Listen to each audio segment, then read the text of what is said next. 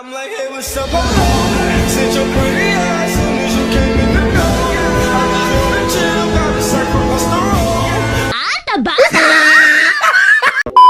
I've always had to hear a lot of stuff about growing up. Especially as a boy, I've always had to hear from my older male relatives that as a man I had to do certain things. As a man I had to do this, as a man I can't do that, and so on and so forth. And let's face it, I'm 19 now. I turned 19 in October of 2024. It's now early April of 2025 by the time I'm recording this. I'm beginning to grow facial hair, I'm beginning to take on more responsibilities in the home, I'm making moves towards learning how to drive and getting my first job, and even community college in the fall, hopefully. But at the same time, like I touched upon in my Confessions of a Closet Nerd video, does this mean that I now have to give up my toys? My trading cards? My nerdy hobbies? If you were to ask me, I'd say no. I want to be that same kid again, as in I want to be able to play on playgrounds without judgment, play Yu-Gi-Oh!, and binge anime to my heart's content and read manga volumes till the word manga becomes meaningless. And a lot of people in my life would push back against me wanting to still do those things, as they might not see it as being appropriate with my age, especially as a man. But to that, I beg to differ. I can still be that kid again. You can still be that kid again. And I'll show you how. I want to first say, before getting into the meat of this video, that this video was inspired by this video from Muaz Osman, and these two videos from Hagit, so I'll link them all in the description. But yeah, can I still be that kid again? Let's find out.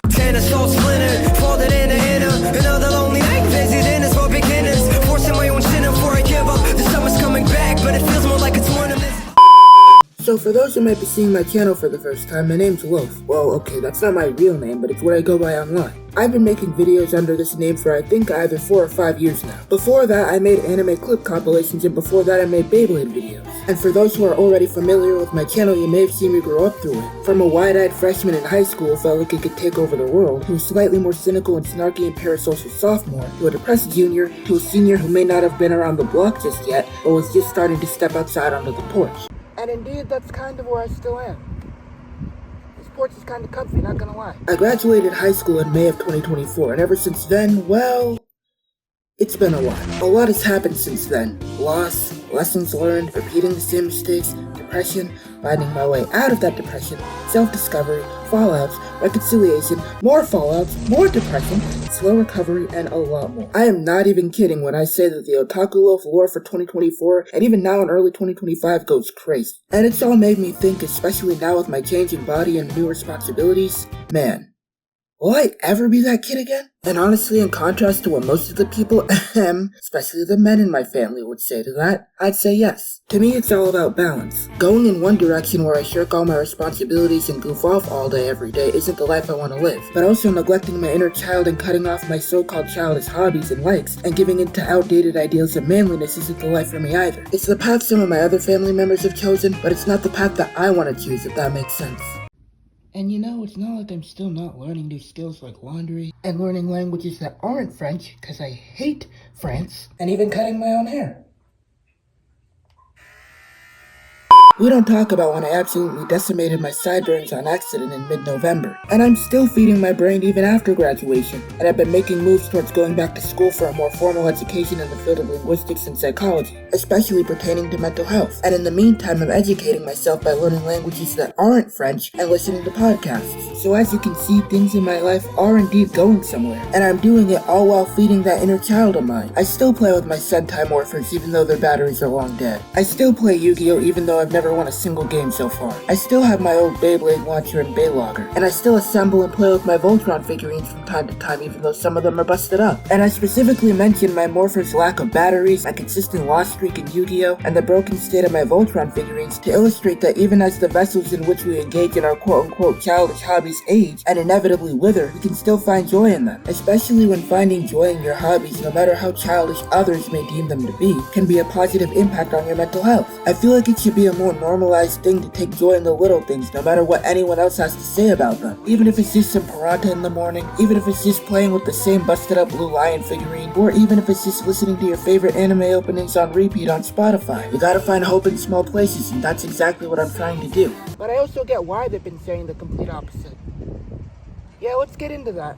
I feel like the adults in my life say these things for two main reasons. One being a more practical reason, but another being an honestly selfish reason. Reason number one is that, let's face it, in their day and age, especially if you're a guy, unashamedly embracing your interests was seen as sometimes being weak and unbecoming. I touched on this in my Confessions of a Closet Nerd video, but it really is sad how some parents will pressure their kids to give up their collectibles as soon as the clock strikes 12 on their 18th birthday. Again, as long as you're taking care of what you need to take care of, then I don't see the point of putting your kid in a box once they hit a certain age, because that'll only stop them from growing. And yes, I know that parents are only trying to prepare their kids for a world that admittedly is very cruel, and a lot of the time does indeed seek to crush the innocence of anyone who's anyone. But if you think the solution to that is to snuff out the joy of somebody's inner child, then you're wrong. Like, bro, don't look at me like I slimed your wife or like I was the guy that lobbed a 3-pound rock at the 6-year-old all cause you lack all whimsy.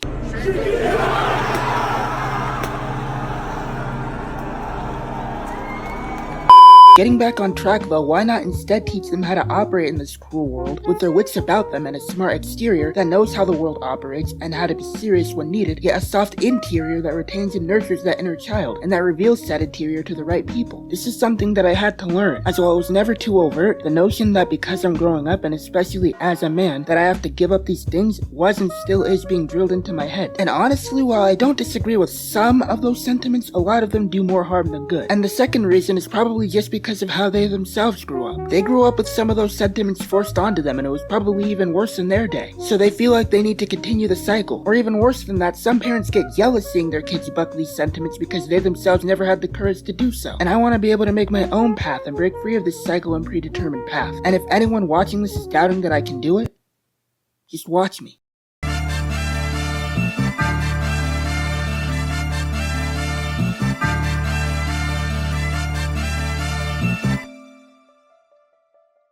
Now, how exactly am I gonna move forward being an adult and still taking care of that inner child of mine and being that same kid again? Well, first off, I think it behooves me and any other mature adult, regardless of gender, to move with these 3 principles in mind. Number 1, what's apparent doesn't need to be said. This means that if something doesn't apply to you, don't say anything. Basically, for almost my entire life, I've been in a state of wanting to constantly one-up others, to the point where it no longer even was about outrunning the bear, but outrunning the guy next to me. I'm already a naturally competitive person, but that plus several inferiority complexes made it get to the point where I felt like I had to defend myself and put up walls where there was never a need to, which actually leads us right into number 2. Talk when you actually have something to say, not because you're scared of silence. Everyone's always barking and yapping about everything. I'm gonna drop this at this time. I'm gonna start working out as my New Year's resolution. I'm gonna do this. I'm gonna do that. Like, bro, just shut up and do it. If you're really committed to it and work hard, then your success will make the noise. People wanna do things to do them. We saw a prime example of this with the Kendrick versus Drake beef. Part of why I think Drake lost is because we're literally always getting Drake music. So because we're always getting it, we're used to it. And in a self-defeating cycle, Drake robbed his words of meaning through oversaturation. Like, bro, why are you saying, I gotta go bad, I gotta go bad? Just go bad already! And meanwhile, while Drake was saying drop,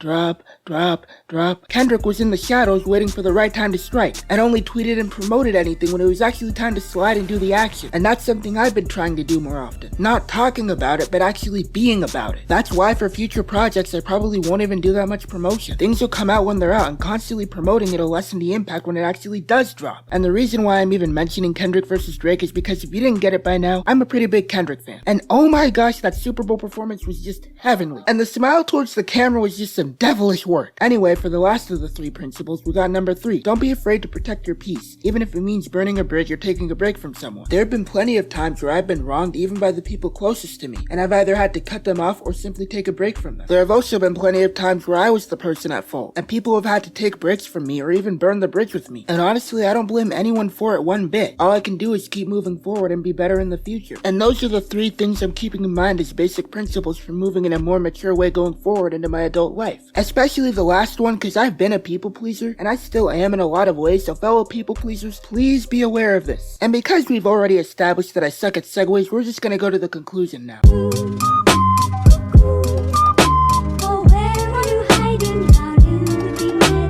As always, thanks so much for watching and I hope you enjoy. This was and still is a very relevant topic for me and probably for a lot of you guys watching this. I also hope you like the new style where I splice voiceover footage with live action. It's something I did before in my Confessions of a Closet Nerd video, but as you can see in this video it's a bit more involved. And it's also probably something I'm gonna keep doing in videos more often. And as you can probably guess by now, this video and my Confessions of a Closet Nerd video kinda go hand in hand, as this video expands on one of the topics brought up in that video and is sort of a spiritual successor to it. Now all I have to do is make a spiritual successor video on the Ghibli effect for my I Love Studio Ghibli video when we'd be all set. As always, subscribe to the spin-off channels and subscribe to the main channel, obviously. Follow me on Spotify and Instagram and join the Discord server. Moral of the story, drink some water, realize that you can indeed be that kid again, and stand my from Ongazelic. And bye for now.